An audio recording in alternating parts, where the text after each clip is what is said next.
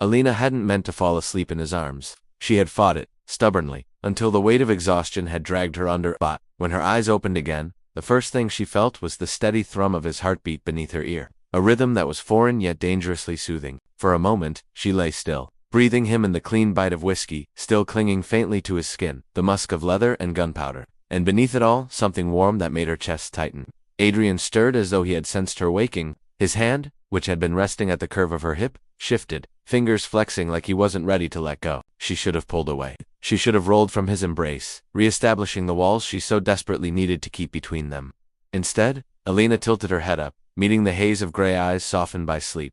For the briefest instant, Adrian wasn't the Mafia king whose shadow stretched across cities. He was indeed the man who had pressed a gun to her ribs or threatened to break her empire in two. He was simply a man-bear, unguarded, beautiful in his vulnerability. And that truth, that fleeting glimpse, was far more dangerous than his violence. She moved before she could think better of it. Her lips brushed his collarbone, just a whisper of contact, an acknowledgement of something neither of them dared put into words. She expected him to tense, to remind her who he was and what they were. Instead, Adrian's arm tightened, pulling her flush against him, his breath catching like she'd stolen it. "Elena," he murmured, her name fractured on his tongue, torn between warning and surrender.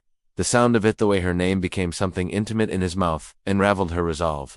Heat pooled low in her belly, that ever-present tension between them cresting into something she could no longer contain. She tilted up further, her lips brushing the line of his jaw, soft but demanding, testing how far she could push. Adrian didn't resist. He turned into her, capturing her mouth with a hunger that was raw and consuming. Their kiss was not tender. It was years of rivalry, of anger, of blood spilled in each other's shadows, igniting into fire. His hand tangled in her hair, anchoring her as if he feared she would vanish if he let go. She answered with equal ferocity, nails biting into his back, desperate to mark him, to remind him that this wasn't submission, it was battle of another kind. When their lips finally broke apart, ragged breaths filling the silence, Elena almost laughed. Not because it was funny, but because it was insane. Because kissing Adrian Moretti was like lighting a match in a room soaked with gasoline. One spark, and everything burned. But before either could speak, reality rushed back in. A knock at the door. Voices outside, urgent, muffled, but growing clearer. Adrian swore under his breath, low and sharp. In a heartbeat, the softness vanished, his mask sliding back into place.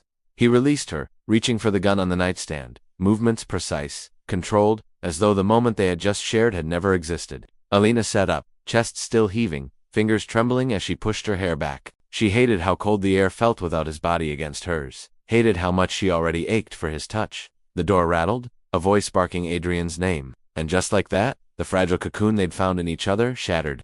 They weren't lovers. They weren't even allies. They were fire and gasoline, bound by necessity, torn by history, and now facing enemies who would gladly watch them both bleed. But one truth lingered, heavy and undeniable. They had crossed a line, and there was no turning back.